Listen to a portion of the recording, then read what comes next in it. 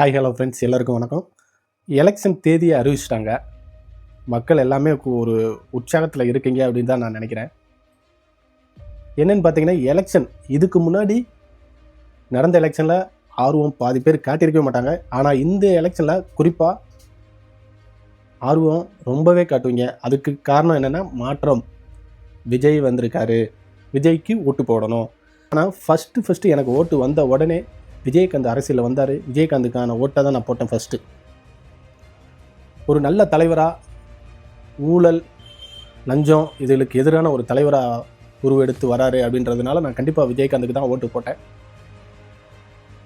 ஆனால் நாளடைவில் பார்த்தீங்கன்னா, விஜயகாந்த் அவ்வளோ நல்ல மனுஷன். ஆனால் அவரை என்னென்னமோ பேசி எப்படியோ ஓரங்கட்டி அவரை கடைசியில் இன்றைக்கி இல்லாத ஒரு நிலைமைக்கு ஆக்கிட்டேங்க.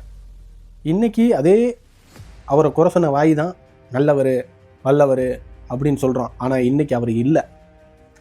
அதே மாதிரி இன்றைக்கி புதுசாக வந்திருக்க விஜயும் அவர் பாணியில் தான் வராரு. மாற்றத்துக்கான நேரம், மாற்றத்தை நிகழ்த்தணும் அப்படின்னு நினைக்கிறாரு. ஊழல் லஞ்சம் இதுகளுக்கு எதிராக நிற்பேன் அப்படின்னு சொல்கிறாரு.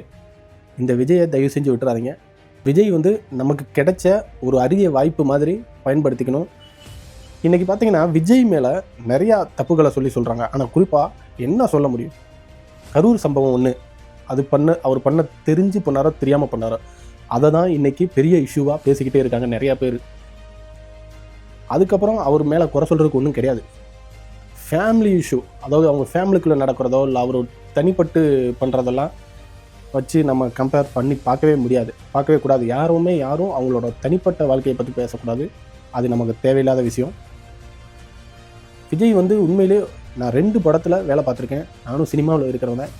விஜய் அவ்வளோ ஒரு இதாக இருப்பாப்புல. எனக்கு அஜித் தான் ரொம்ப பிடிக்கும். நான் அதாவது என்னென்னா, இன்றைக்கி கிடையாது, நான் அஜித்தோட ரசிகர். ஆனால் விஜய் இப்போ ஏன் விஜய்க்கு நான் சப்போர்ட் பண்ணி பேசுகிறேன் அப்படின்னு பார்த்தீங்கன்னா, விஜய் நான் நேரில் 2 படத்தில் பார்த்துருக்கேன். அவ்வளோ ஒரு குவைட்டான மனுஷன். ஆனால் பர்ஃபெக்டாக இருப்பார். ஆன் ஸ்க்ரீனில் மட்டும் பர்ஃபெக்டாக நடிப்பு இருக்கும். ப்ளஸ் அவர் தேவையில்லாத எதுலேயும் சம்மந்தப்பட மாட்டார். தேவையில்லாத இது பண்ணிக்க மாட்டார். தான் வேலை உண்டுன்னு கண்டிப்பாக இருப்பாப்புல. ஆனால் அப்படி குவைட்டாக இருந்த மனுஷன் இன்றைக்கி மக்களுக்காக எதாவது செய்யணும் அப்படின்னு நிற்கிறப்ப அவரை யாரோ என்னென்னமோ பேசி ஓரங்கட்டணும்னு நினைக்கிறாங்க. ஆனால் மக்களாகிய நம்ம மட்டும் தயவு செஞ்சு கை விட்டுறக்கூடாது. கண்டிப்பாக இந்த எலெக்ஷனை கொஞ்சம் யோசித்து ஓட்டு போடுங்க. மாற்றம் நிகழணும் அப்படின்ற ஒரு விஷயத்துக்காண்டி மட்டும்தான் நான் பேசிக்கிட்டு இருக்கேன். அதாவது புதுசாக ஒரு தலைவர் உருவாகணும். நீங்கள் மக்களே யோசிச்சு பாருங்கள். கரெக்டாக அந்த கரூர் சம்பவம், அதை தவிர விஜய்க்கு மேலே ஏதாவது ஒரு குறை இருக்கா அப்படின்றத நீங்கள் யோசிச்சு பாருங்கள். நிறையா விஷயங்கள் எல்லாருக்குமே தெரிஞ்சிருச்சு. இப்போ விஜயகாந்த் பாவம் அவர் மிஸ் பண்ணிட்டோமே அப்படின்ட்டு நினைக்கிற எத்தனையோ பேர் இருக்காங்க. அந்த மனுஷன் மாதிரி நல்லவங்க ரொம்பவே கம்மி.